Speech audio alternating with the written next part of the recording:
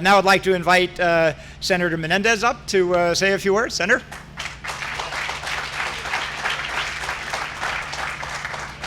Well, thank you.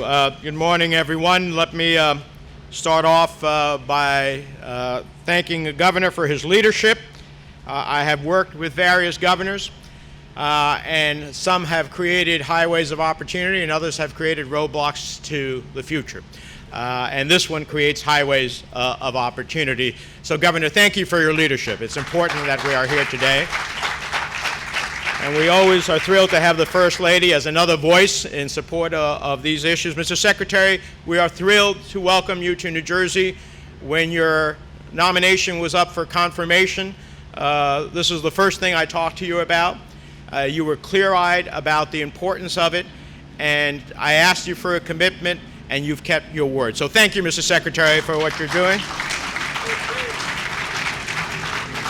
I appreciate all of the elected officials here. All politics is local, so Mayor Santos, thank you for hosting us today. We appreciate you very much. And Craig Guy, who's representing the county executive of Hudson County here. Thank you, Craig, for joining us. Of course, all of those distinguished leaders in our transportation, both nationally, state, and local, who are here as well. For the sake of time, I won't recognize them all again, but they are extraordinary to work with. And this day has been a long time coming. For years, ink has been spilled, speeches have been delivered, and legislation has been passed reiterating the need to replace the Portal Bridge. Over the years, this critical piece of infrastructure has evolved from a transit marvel into a transit nightmare. It's old. Punctuation point. It's old, it's limiting, and it's unreliable. 1 out of every 7 times it fails to lock back into place after opening for ships to pass. And when that happens, a crew of maintenance workers, as the Secretary said, take out their sledgehammers and try to bring it back into position in the 21st century. We simply cannot have infrastructure that requires the equivalent of banging on the TV to make it work again. Infrastructure that, even when it works, slows down hundreds of trains each day because of speed restrictions. Simply put, the Portal Bridge is a choke point on the busiest stretch of rail in America. It is a choke point on the future, and we deserve better. Today we turn the page. When the new Portal Bridge opens, it will be fixed in place and high enough for marine traffic to pass below unimpeded. It will spare hundreds of thousands of passengers each day from malfunctions and delays. For travelers, it will mean less time stuck on a train and more time with their families and loved ones, more productivity at work and at their final destinations. And for our region, it will help us double rail capacity between Newark and Manhattan as part of the broader Gateway program. And for our communities, this project is directly tied to more jobs, higher wages, and greater productivity. It's an essential part of our plan to remake the Northeast Corridor, which benefits our state and the entire country, maximizing the impact of a region that contributes $3.7 trillion to the national gross domestic product, 20% of GDP. That's why when Administrator Fernandez was before our Committee on Banking that has jurisdiction over transit, I said to her, this is a project of national significance, and today we make that case. And that's why I call Gateway a project of national significance, and we won't stop until we get those 2 new Trans-Hudson tunnels to make sure that we can move people effectively. Now, this project has been a long battle. I started on this project when I was still in the House of Representatives.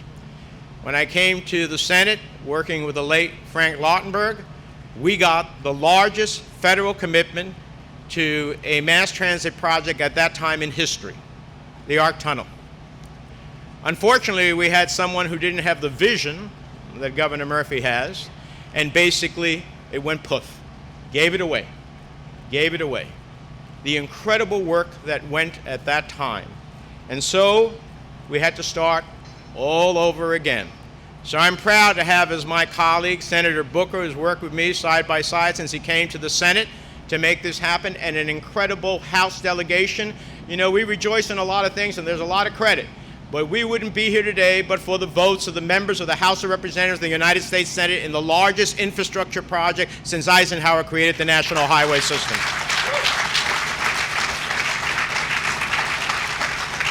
Back in 2015, we celebrated preliminary construction thanks to a $16 million Tiger grant that we convinced the then Secretary that made a lot of sense to invest in New Jersey.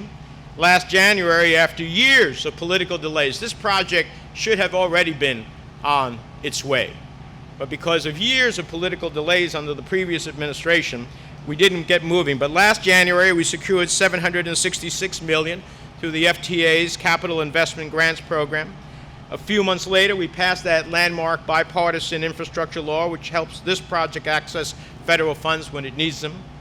And as your United States Senators, it's our job and our duty.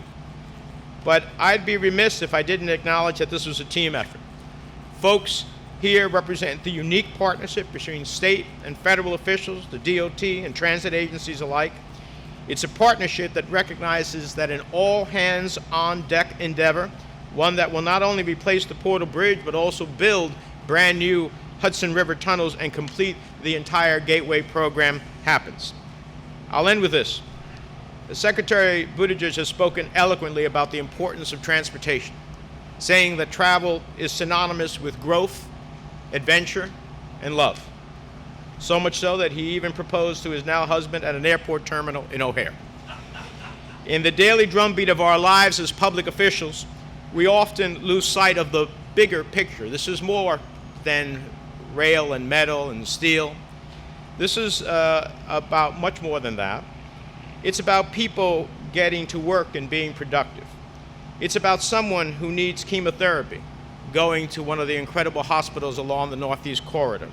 It's about a mom or dad getting home from work in time to make a child's recital or a Little League game. It's about spending more time with family and less in traffic. It's about breathing cleaner air.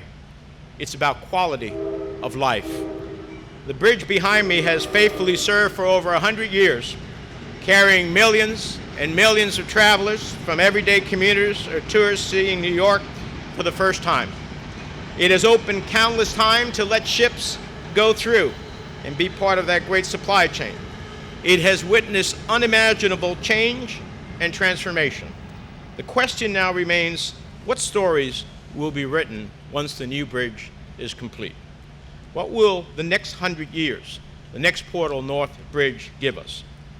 One thing is for certain. When it opens, it will no doubt be synonymous with growth, adventure, and love. Thank you all.